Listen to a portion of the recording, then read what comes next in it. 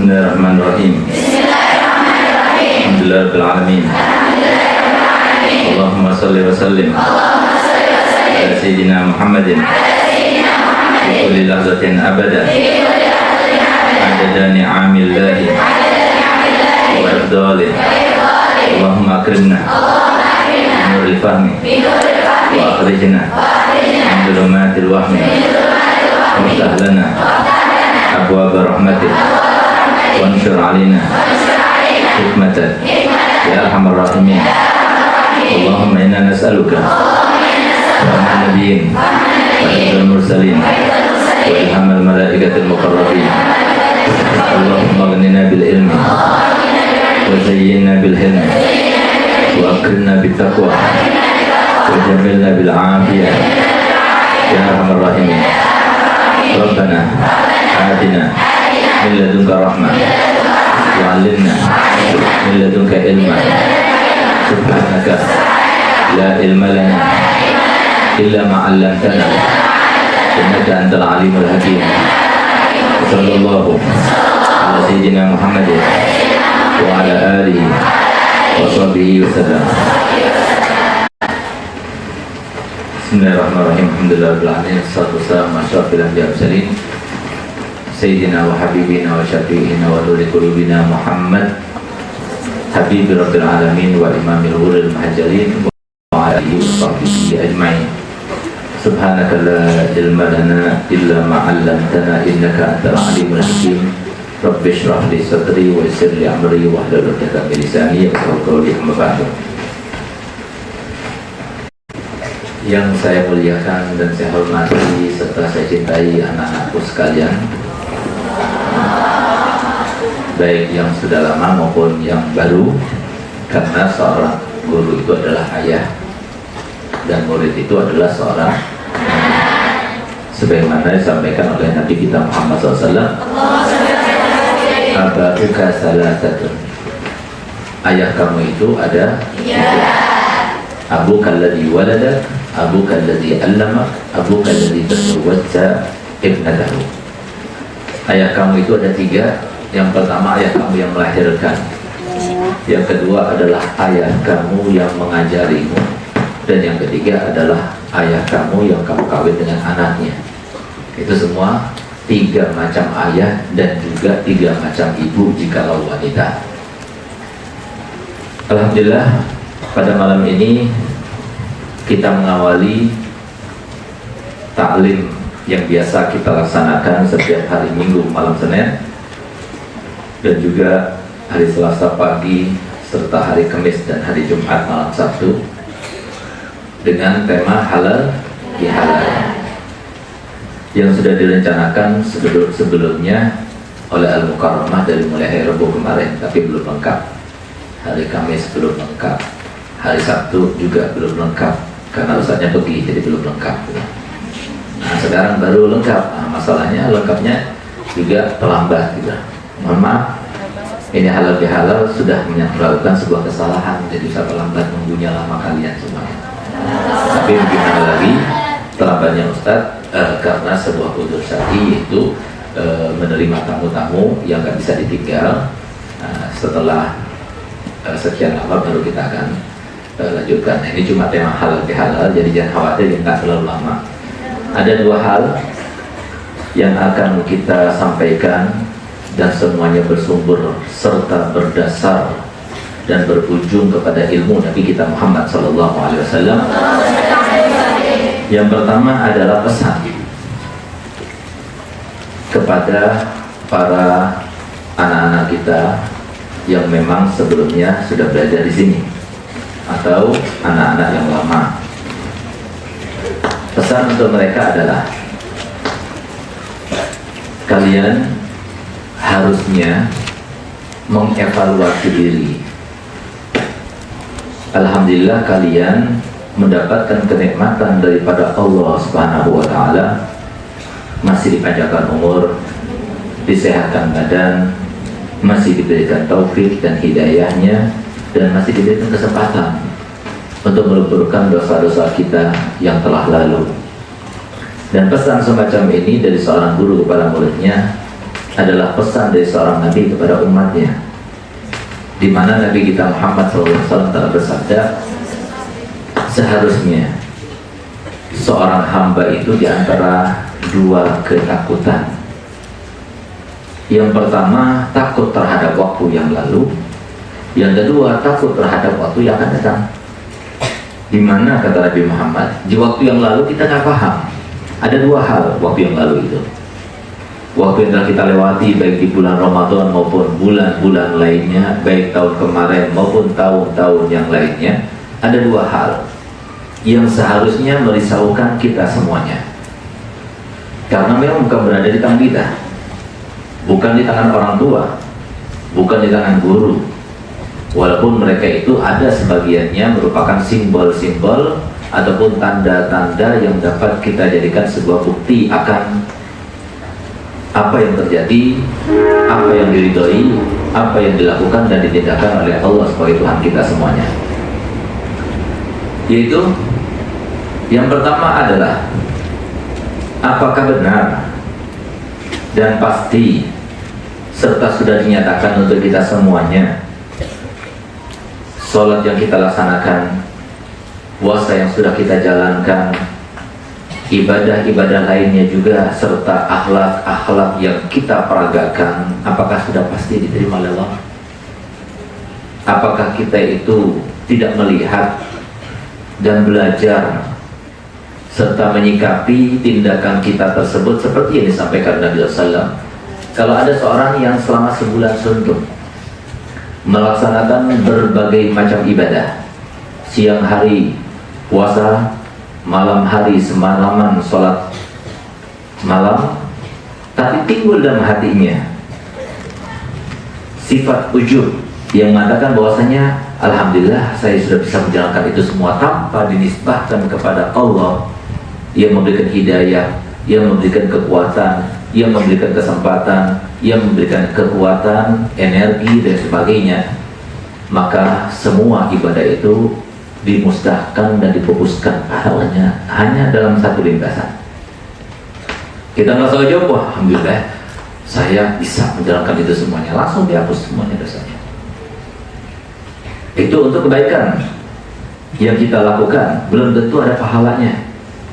Padahal modal utama untuk kita berjumpa dengan Allah kelak, modal utama untuk kita mendapatkan kenikmatan dalam kubur kelak, modal utama untuk kita mendapatkan ketenangan dan rasa aman di padang mahsyar kelak, modal utama kita mendapatkan ketenangan dan tumakninah serta keteguhan dalam menjawab soal-soal terkait dengan hisab amal kita di dunia kelak, modal utama untuk kita melewati sirat dengan aman dan tidak tergelincir kelak, dan modal utama untuk kita ditentukan masuk dan surga atau neraka. Itu adalah pahala kita.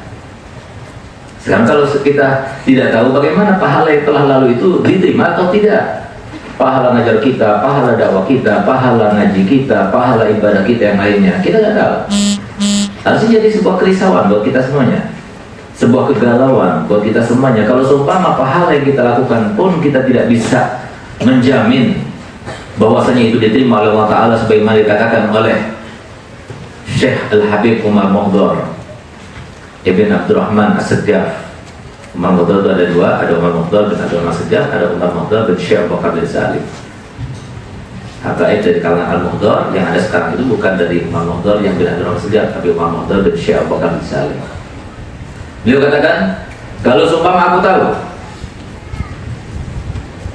dengan pasti bahwasanya ucapan tasbihku dengan mengatakan subhanallah wa bihamdih diterima oleh Allah Ta'ala, niscaya aku akan menerima semua penduduk Tarim sebagai tamu untukku, dan aku berikan makanan berupa harizah selama 3 hari 3 malam. Kalau aku tahu dengan aku mengucapkan subhanallah bihamdih pasti diterima, ada pahalanya. Kalau aku tahu, maka niscaya aku akan berikan makan semua penduduk ahli Tarim selama 3 hari 3 malam. Artinya apa? Orang seperti beliau yang dia itu hafal minhaj, kalau dia itu bernafas, satu kali nafas dia membaca ya latif sebanyak 1000 kali.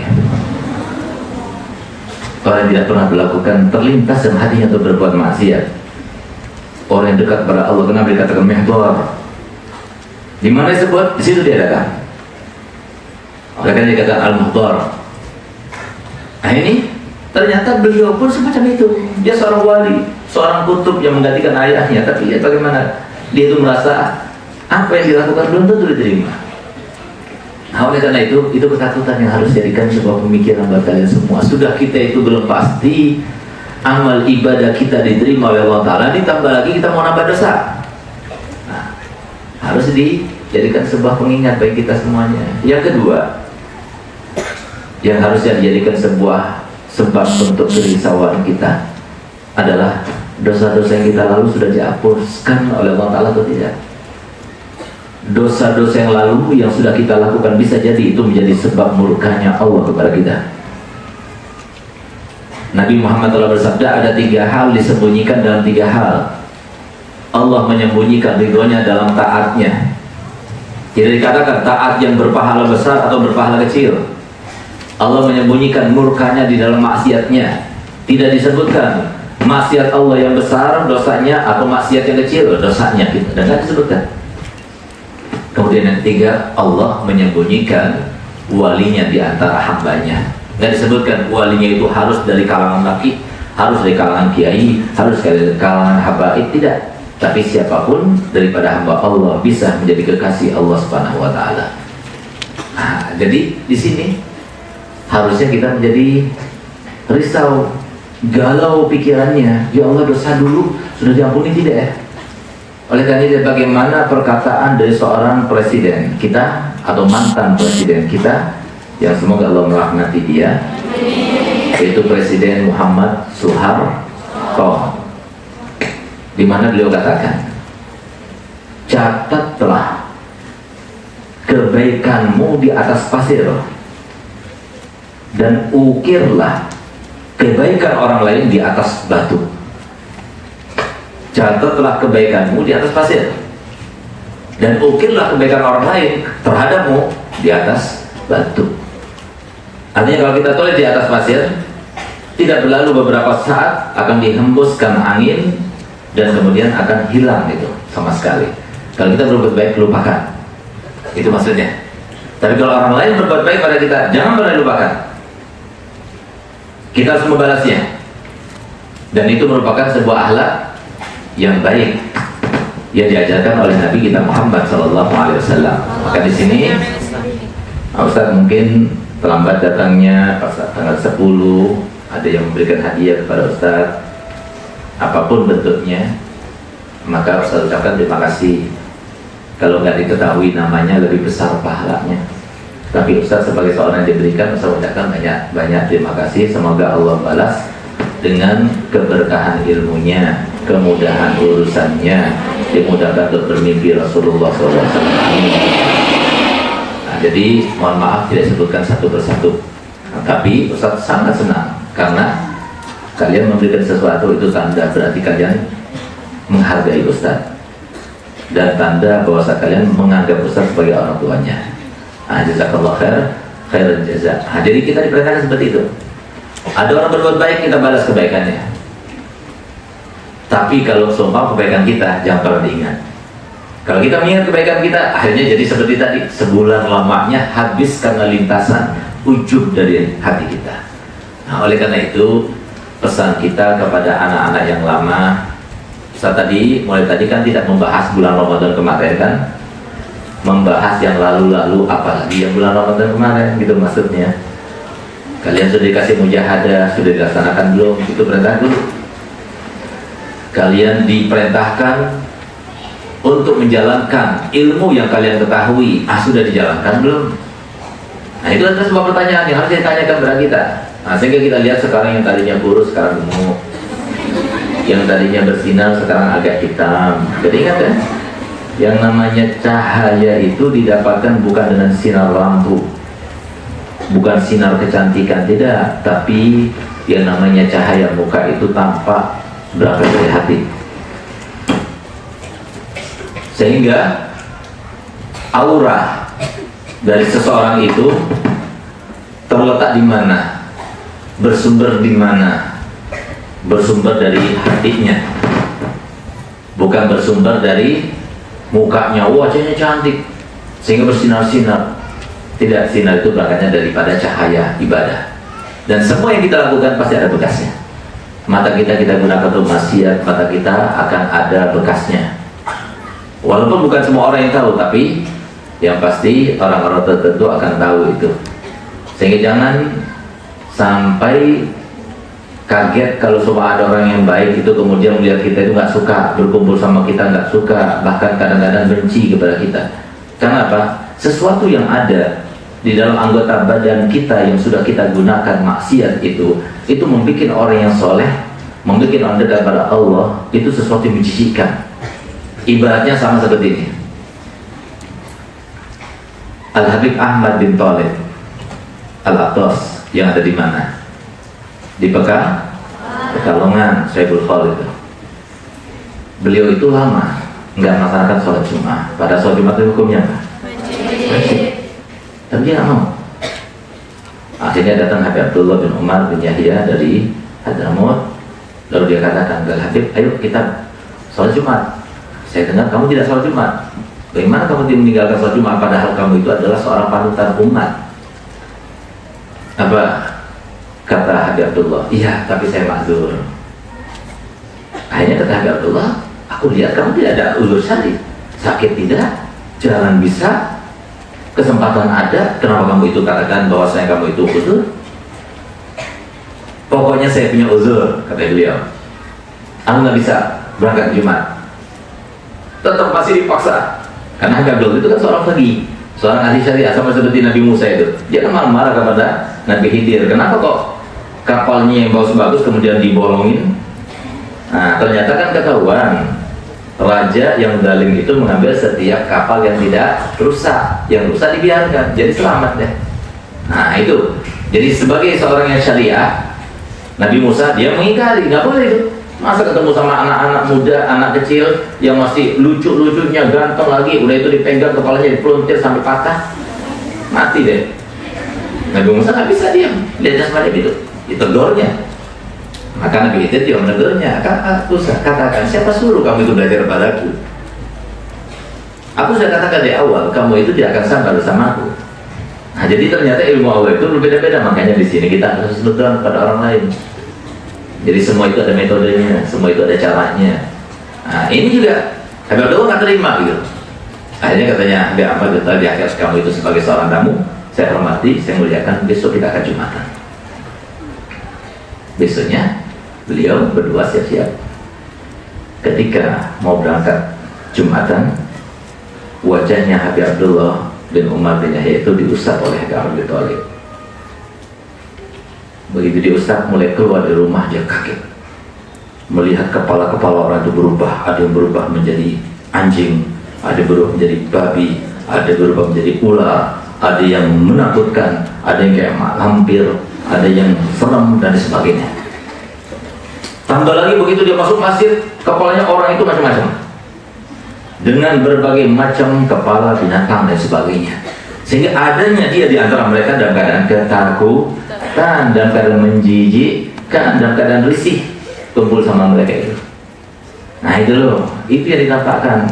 Jadi biar kita paham, mata yang kita gunakan untuk maksiat pasti ada bekasnya. Tangan yang kita gunakan untuk maksiat pasti ada bekasnya. Anggota badan yang kita gunakan untuk maksiat pasti ada bekasnya. Kenapa? Karena Allah sudah menegaskan dalam Al-Quran di dalam sebuah ayat yang sangat kita hafal. Semuanya hafal insyaallah.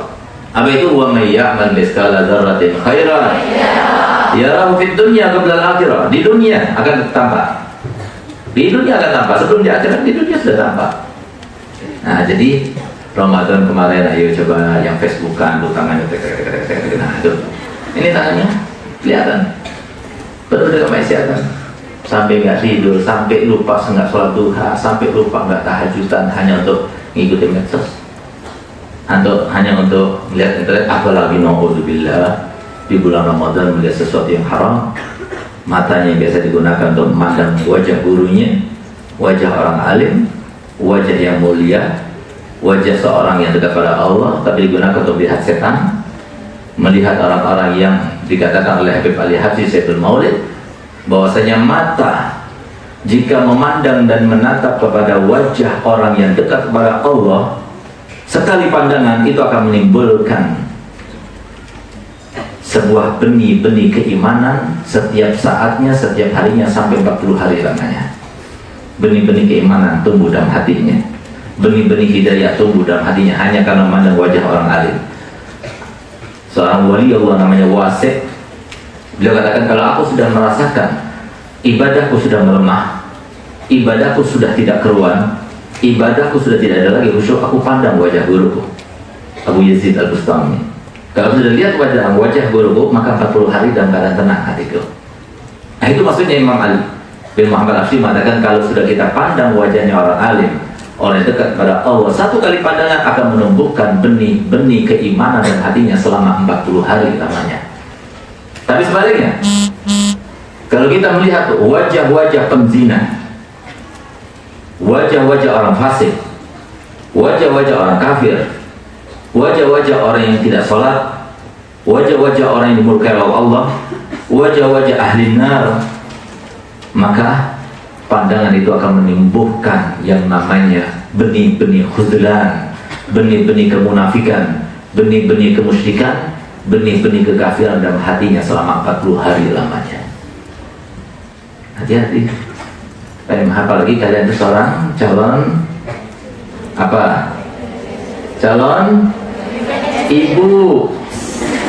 Jangan diingat calon istrinya, calon ibu. Anak-anak kalian itu tergantung kepada kalian. Kalau ibunya suka nonton, anaknya bakal jadi suka nonton. Kalau ibunya suka maksiat, anaknya bakal jadi suka maksiat. Jangan salahkan.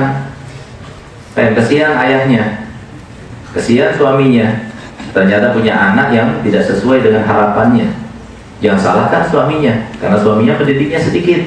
Yang mendidik banyak siapa? Ibunya. Jadi kalian mulai menyusui, mulai hamil selama 9 bulan itu, apa yang kalian lakukan dialami oleh anaknya. Apa yang kalian lakukan akan dipraktekkan oleh anak-anaknya. Suka marah, bakal jadi pemarah. Suka dengan maksiat, akan jadi ahli maksiat. Suka baca Quran, akan jadi ahli Quran. Suka pada orang soleh, akan jadi orang soleh. Telinganya biasa mendengarkan suara-suara orang yang soleh. YouTube orang yang mendengarkan dan menjelaskan Al-Quran, maka anaknya seperti itu.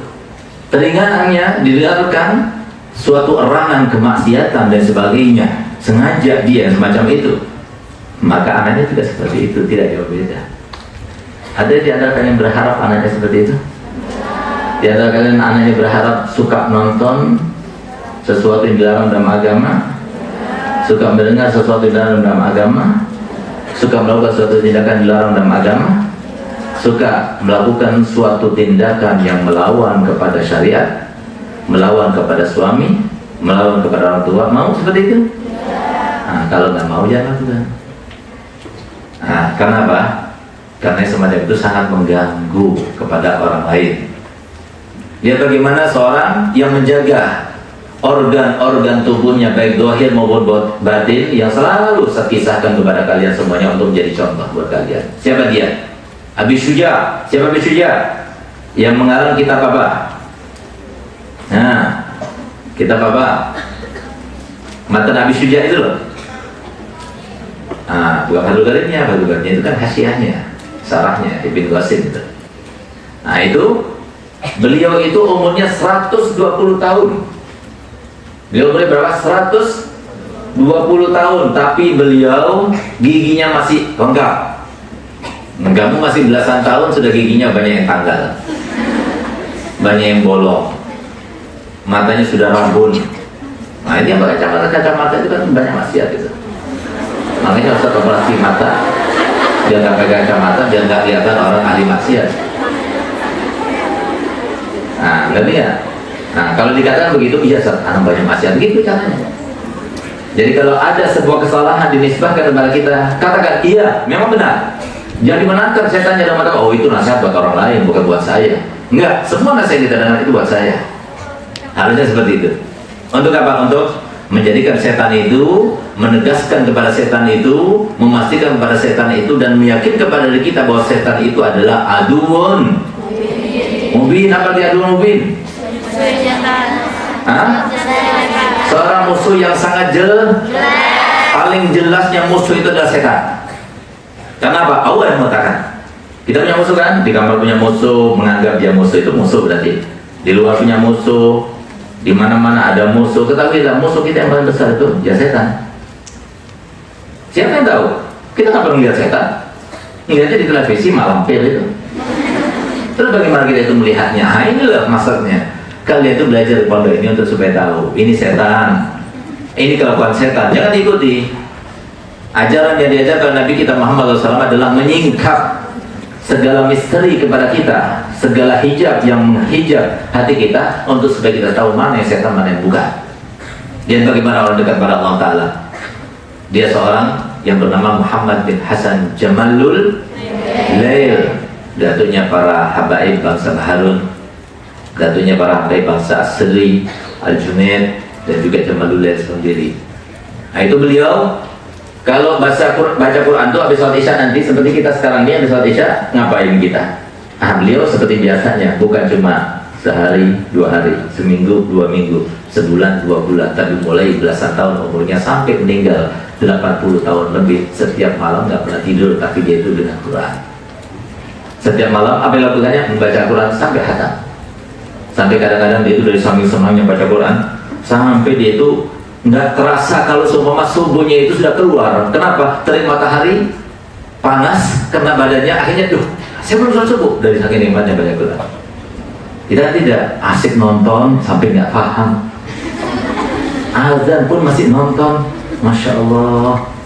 Nggak lihat Allah Ta'ala, innallaha kana alaikum raqiba, innallaha kana alaikum, innallaha kana alaikum. Nah, ingat terus itu. Sesungguhnya Allah Ta'ala kepada kalian semuanya selalu mengawasi. Tahu kan mengawasi sama memandang beda tidak? Beda. Mengawasi sama memandang beda tidak? Beda. Mengawasi itu apa? Yang baik apa yang nggak baik? Baik. Yang baik apa nggak baik? Baik. Yang nggak baik utamanya. Kalau memandang itu dengan rahmat, semoga Allah memandang roh kita dengan rahmat. Jangan doa, ya Allah semoga Engkau mengawasi kami dengan rahmat. Gak ada. Mengawasi itu kemaksiatan. Perlakuan dan tindakan yang tidak baik itu adalah diawasi oleh Allah Ta'ala. Ma yalfidu min qaulin illa ladaihi raqibun atid. Tidak terucapkan satu kalimat pun kecuali pasti akan dicatat oleh siapa? Malaikat raqib atid. Dicatat. Nggak boleh dilupakan kelingan mata kamu ketika kamu itu berbohong atau merencanakan sesuatu dengan teman yang ketiga itu. Allah Ta'ala melihat. Ya'lamu ma tusirruna wa ma tu'linun. Yauma la yakhfa minkum khafiyah. Nanti di hari pada mahsyar semuanya akan ditampakkan. Ini loh. Ingat enggak kamu pada hari itu? Kamu begini, begitu. Enggak ya Rob. Coba lihat tuh di layar. Coba lihat apa yang dilakukan oleh syutingan ini, alat syutingan ini. Alhamdulillah pas halal bihalalnya kita dihadiri Al-Mukarramah.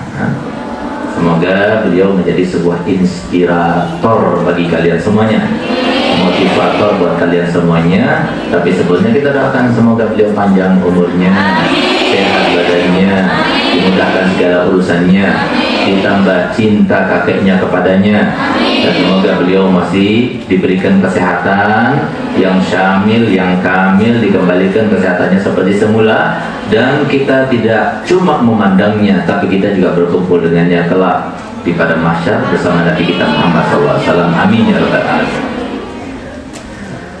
Alhamdulillah, jadi apa yang Ustadz akan ungkap ini jadi pas. Kenapa? Semuanya toladannya di dalam umi Ustadz. Saya nggak pernah bangga pada seseorang melebihi daripada ibu Ustadz sendiri. Dan Ustadz ungkapkan yang semacam ini untuk apa? Supaya kalian tuh jadi Ustadz cinta kepada kalian semuanya. Kalian semuanya adalah anak-anaknya Ustadz. Ustadz berharap kalian semuanya bisa seperti beliau. Supaya matanya nggak pernah melihat maksiat, mulutnya nggak pernah bicara maksiat, tangannya nggak pernah berbuat maksiat, kakinya juga nggak pernah berbuat maksiat. Apa? Saya nggak pernah melihat seorang wanita solihah seperti saya punya ibu. Alhamdulillah, saya bangga. Nah, jadi kan anak-anak kamu juga mata demikian. Saya bangga kepada ibu saya. Ibu saya nggak pernah lihat film porno. Ibu saya nggak pernah mendengar sesuatu yang tidak baik. ibu saya nggak pernah melakukan sesuatu ghibah dan sebagainya. Harus seperti itu. Bisa? Kalau Ustazah Khadijah bisa, kenapa kalian nggak bisa? Kalau Ustazah Khadijah telah memprakarsainya, kenapa kalian tidak bisa? Buktinya, Hubabah Khadijah, istrinya Nabi SAW bisa, lalu cucunya Khadijah juga bisa. Kalau mereka berdua bisa, kenapa kita tidak bisa? Mereka kan panutan kita, mereka kan tauladan kita. Nah, oleh karena itu, ayo bersama-sama. Yang pertama harus kalian lakukan untuk anak-anak yang lama ini ya, pesannya ya. Apa itu? Hilangkan tuh kerak-keraknya itu. Yang gemuk kuruskan lagi. Yang hitam sudah, dari mulai wajahnya, matanya, hidungnya, telinganya tuh, mulutnya apalagi. Hilangkan semuanya. Gimana caranya? Hatinya sudah kotor lagi selama berapa? 10 bulan lebih. Kita membersihkan kalian, membina kalian, menjaga kalian, mendidik kalian. Akhirnya gara-gara kalian pulang 50 hari, habis selama setahun itu. Ada yang tinggal 1%, ada yang tinggal 10%, yang paling banyak tinggalnya cuma 30%. 70% habis. Lihat bagaimana Al-Habib Ahmad bin Hasan Al-Attas, beliau mengatakan ketika masuk ke negeri Mesir satu kali saja dan tidak pernah lagi masuk sampai meninggal dunia. Apa jawaban beliau? Yang aku hilang tidak dapatkan di negara Mesir itu lebih banyak daripada aku dapatkan. Paling tidak ketika aku di Mesir, ketika sebelum aku di Mesir, aku bisa tahu di rumah itu ada wanita yang haid atau tidak, aku tahu. Begitu aku masuk ke Mesir, keluar dari Mesir, sudah aku nggak tahu lagi. Coba lihat bagaimana pengaruhnya sebuah maksiat itu. Jangan mau, lawan. Allah Ta'ala telah berfirman di dalam Al-Quran, walladzina jahadu fina lanahdiyannahum. Nah, mereka yang melawan untuk kami, melakukan segala sesuatu untuk kami, bukan untuk siapa-siapa, untuk kami, karena Allah melakukannya, bukan karena manusia. Kami akan bukakan segala macam jalan kemuliaan, jalan kemudahan, jalan kehormatan, jalan kedudukan di dunia maupun di akhirat nanti. Semoga kalian termasuk yang semacam itu. Nah, jadi gimana caranya? Mau tidak Ustaz beritahukan? Belum juga selesai. Mau tidak Ustaz beritahukan kepada kalian bagaimana cara menghilangkan kerak-kerak hati itu? Masa Ustaz, Anda nggak merasa ada kerak-kerak hati? Nah, caranya tahu? Yang mudah. Dan kenapa ya? Pertama kali saya masuk pondok, bukannya saya itu malah senang gembira, bukannya kami itu merasa rindu berat kepada pondok, malah langsung sumpah. Sehari 2 hari masih sumpah, 3 hari 4 hari masih sumpah. Kenapa? Nah, itu akibatnya di rumah. Orang yang merasa senang di pondok itu adalah orang-orang pilihannya Allah, orang yang dipandang oleh Allah Ta'ala dan rahmatnya. Orang-orang yang senang berada di dalam pesantren, senang baca Quran, senang dengan orang yang soleh, senang sholat, adalah orang-orang yang sudah terindikasi mereka itu bersambung, matanya bersambung mata Allah, tangannya bersambung dengan tangan Allah, kakinya bersambung dengan kakinya Allah, sesuai dengan firman-Nya dalam hadis qudsi, fa idza ahbabtuhu kuntu sam'ahu alladhi yasma'u bihi wa basarahu alladhi yubsiru biha wa yadahu allati yamshi biha wa yadahu allati yabtishu biha wa rijlahu allati yamshi biha la in sa'alani la utiyanna wa la in ista'adzani la u'izanna. Kalau sudah aku cinta kepada dia, apa yang terjadi? Aku berikan kekuatan matanya dengan mataku, aku berikan kekuatan tangan dan kakinya dengan kekuatan tangan dan kaki itu, sehingga semuanya itu terarah. Nggak mudah untuk berbuat maksiat. Itu anak dekat pada Allah, itu yang dicintai oleh Allah. Mau semacam itu apa yang seperti orang luaran itu, yang kadang-kadang kita itu kalau melihat, kok mengingat kita sendiri melakukannya, jijik sekali gitu. Kok bisa sih kita melakukannya semacam itu? Nah, mau yang semacam apa? Atau mau seperti uminya Ustaz? Ayo, seperti siapa? Nah, apakah sudah terlambat? Apakah sudah terlambat? Apakah kalian bisa jadi seperti beliau? Ingat, kita mau punya moto bersama. Kita sebagai WWSD CPR, anak-anak baru, begitu masuk ke Dalwa berarti kalian termasuk WWSD CPR. wanita-wanita solihah dalwah calon pendamping Rasulullah. Kalian masuk ke dalwah harus mimpi Rasulullah. Kalau sudah mimpi Rasulullah pasti dapat syafaat Rasulullah. Kalau sudah mimpi Rasulullah di dunia pasti berjumpa dengan Rasulullah nanti di akhirat. Dan itu yang akan kita perjuangkan untuk kalian semuanya berdasarkan sabda Nabi SAW, la yu'minu ahadukum hatta yuhibba li akhihi ma yuhibbu li nafsihi. Tidak beriman salah satu dari kalian sehingga dia berharap untuk orang lain seperti diharapkan untuk dirinya sendiri. Berharap berjumpa dengan Nabi dan tidur kita, Ustaz berharap kalian juga bermimpi Nabi SAW. Nggak bisa? Enggak, pasti bisa. Kenapa? Mutu kita bersama adalah berusaha pasti bisa. Ingat, berusaha pasti bisa. Bisa manjat pohon nggak? Pernah manjat pohon nggak? Kalau dari Sumatera, Sulawesi itu biasa. Kalau dari Jawa jarang. Apalagi dari Aceh. Tapi kalau berusaha bisa nggak? Bisa. Belajar gimana cara manjat, naik pasti. Jadi kalau berusaha dalam sesuatu itu pasti kita bisa. Nah, itu pesan untuk anak-anak yang lama, anak-anak yang baru. Selamat datang di tempat kami, dan ini bukan penjara suci, ya. Ini bukan tempat pembuangan anak yang tidak disayang orang tua. Tidak, tapi sebaliknya. Ini tempatnya Nabi Muhammad. Ini tempat penerapan syariat Nabi Muhammad. Ini tempat penyebaran syariat Nabi Muhammad. Ini tempat pembinaan syariat Nabi Muhammad. Ini tempat yang akan membahagiakan kalian semuanya. Dan ingat satu hal, orang tua kalian meletakkan kalian di sini bukan untuk pembuangan. Kalian tidak dikasihi, kalian tidak disayangi seperti yang kalian rasakan selama ini. Ternyata ayah lebih sayang kepada yang bungsu, yang ragil dan sebagainya. Misalnya saya tidak disayang, misalnya karena saya juga anak kedua gitu. Saya pernah merasa dulu seperti itu. Habis dia selalu disayang, nggak pernah dipukul. Ustaz dipukul terus setiap hari. Tapi ternyata kemudian Ustaz tahu juga, kenapa Ustaz dipukul ya? Habis nggak dipukul, ya habis nggak pernah melanggar, Ustaz melanggar terus. Ya pantas kalau dipukul. Nah, jadi jangan pernah beranggapan seperti itu. Nggak ada orang tua yang kemudian nggak sayang kepada anaknya, nggak ada ceritanya, kecuali kalau orang tua bajingan itu namanya. Nah, nggak ada. Ustaz yakin nggak ada. Orang tua berharap anaknya lebih baik dari dirinya. Kenapa sih orang tua marah? Karena orang tua itu berharap seperti dirinya, pada tidak, kok malah seperti dirinya saja nggak bisa gitu. Makanya dia marah. Nah, itu orang tua kenapa marah gitu. Biar kamu paham. Orang tua itu marah itu karena kalian itu ingin dijaga, ingin dirawat, ingin dibina, ingin dinaikkan derajatnya. Itu maksud tujuan daripada orang tua. Kenapa orang tua marah? Nah, oleh karena itu, kenapa kalian letakkan di sini?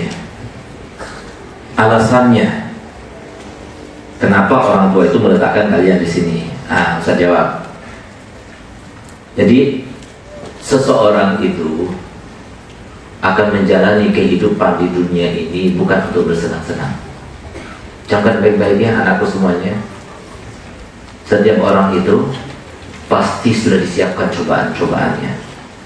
Cobaan terkait dengan maksiat, cobaan terkait dengan kesehatan, cobaan terkait dengan keuangan, cobaan terkait dengan tetangga, cobaan terkait dengan teman, cobaan terkait dengan perasaan, cobaan terkait banyak cobaan. Dan nggak mungkin kita hidup tanpa cobaan, nggak mungkin. Kalau semua ada orang yang semacam itu, pasti yang berhak mendapatkannya para nabi, dan terutamanya Nabi kita Muhammad SAW. Sesuai dengan firman-Nya dan sumpahnya dalam Al-Quran, lanabluwannakum hatta na'lamal mujahidin minkum wassabirin. Pasti dan pasti, saya bersumpah, pasti kalian akan kami coba dengan satu cobaan demi cobaan sampai kami benar-benar tahu mana yang sabar dan mana yang berjihad untukku. Untuk itu kita tercipta, untuk itu kita hidup. Kita sekarang dicoba dengan pejabat-pejabat kita, dengan masyarakat kita yang semacam ini. Kita coba sekarang ini. Bagaimana kita menyikapinya?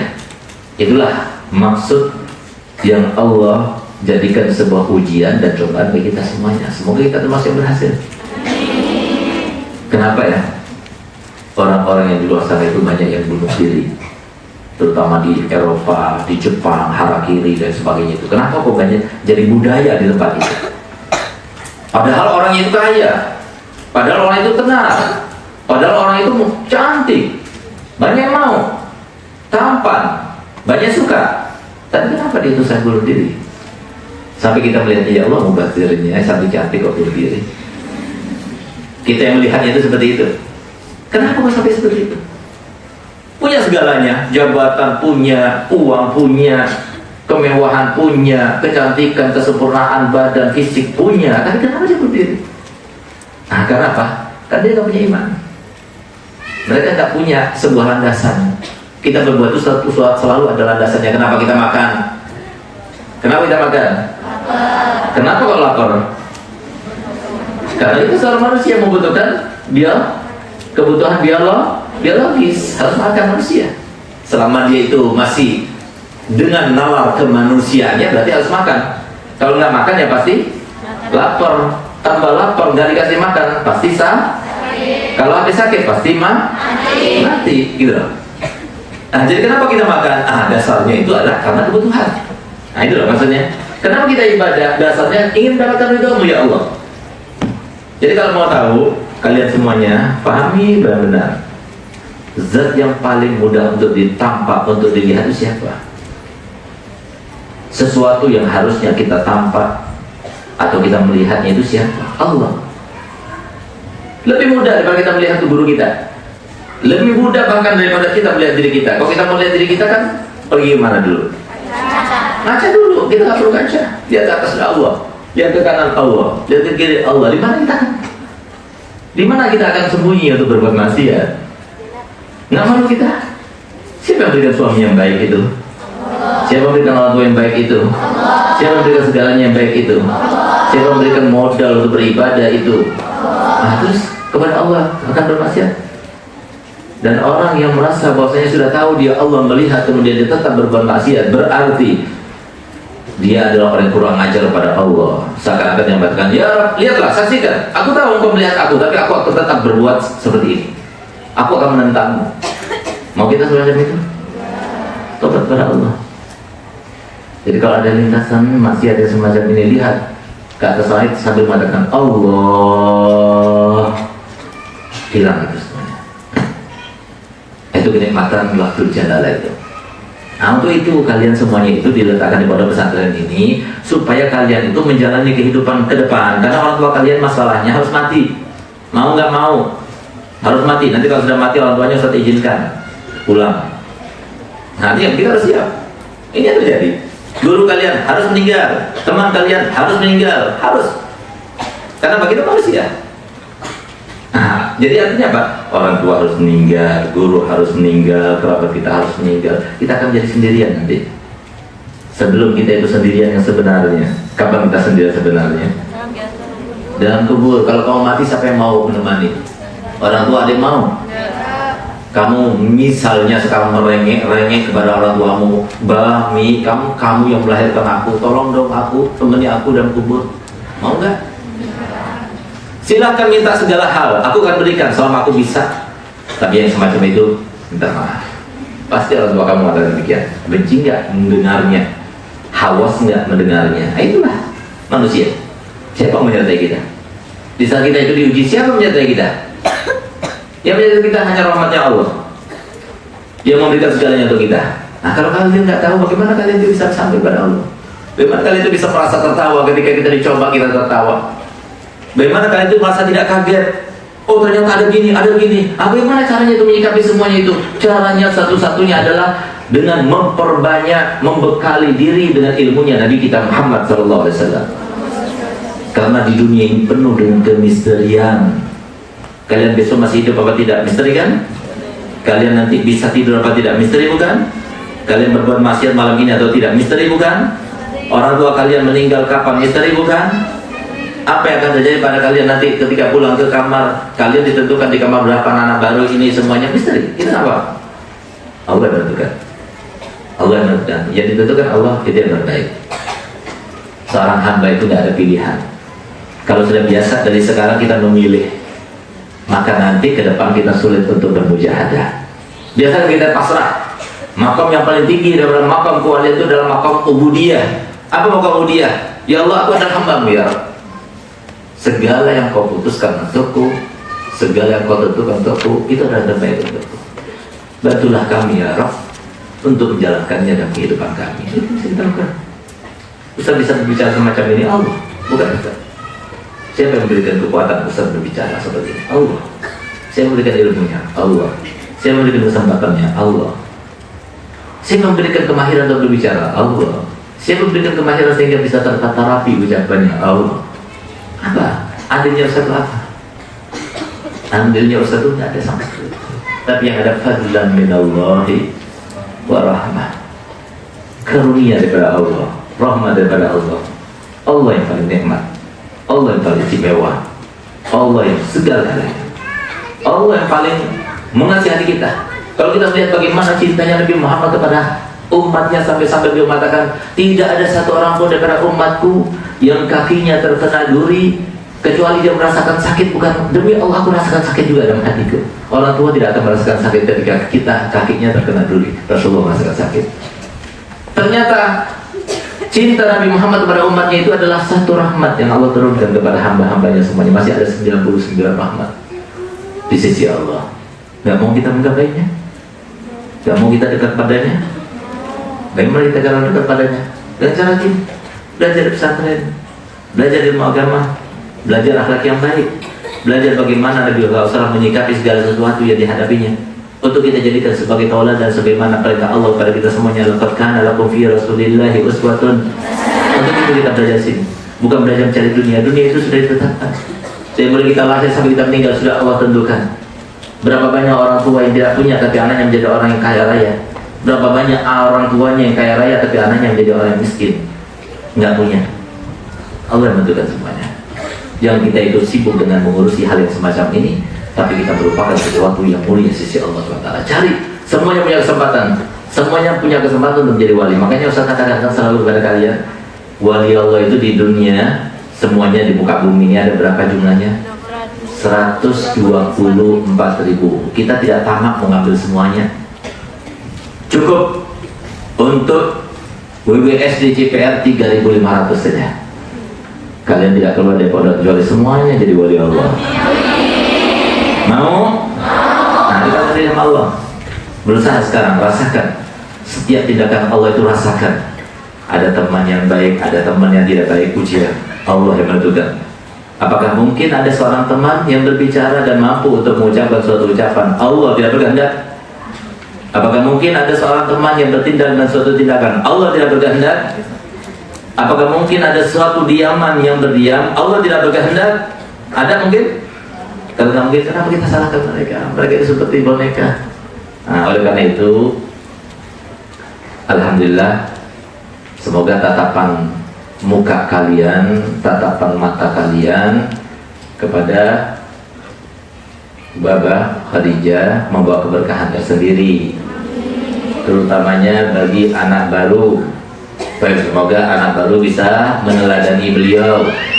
Beliau dari masa kecil, dari umur 11 tahun itu setiap 3 hari khatam Quran.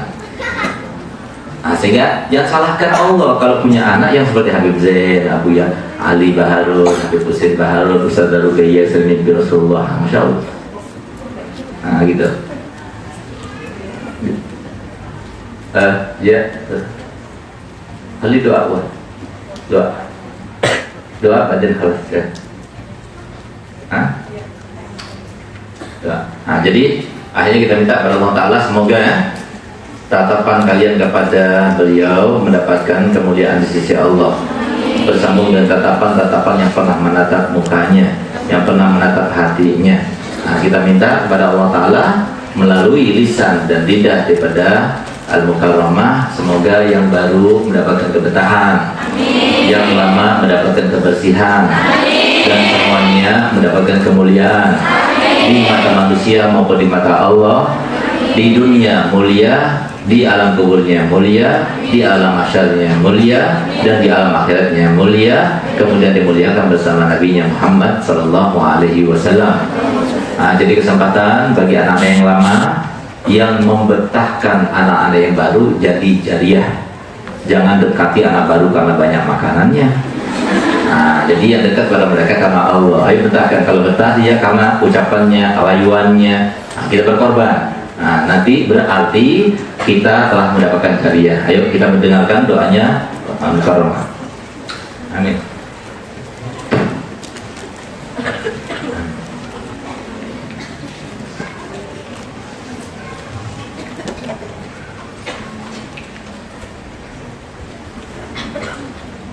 Amin.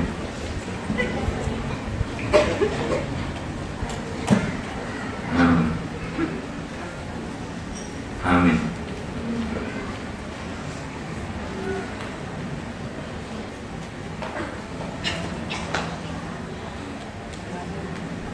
Amin.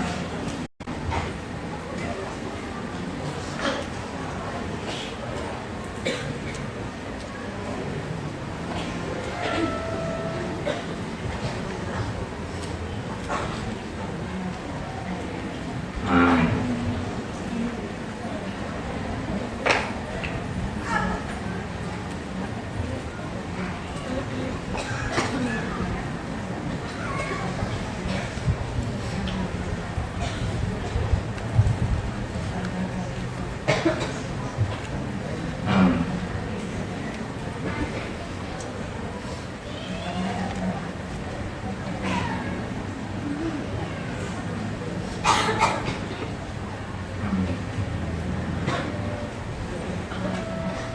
Fatihah.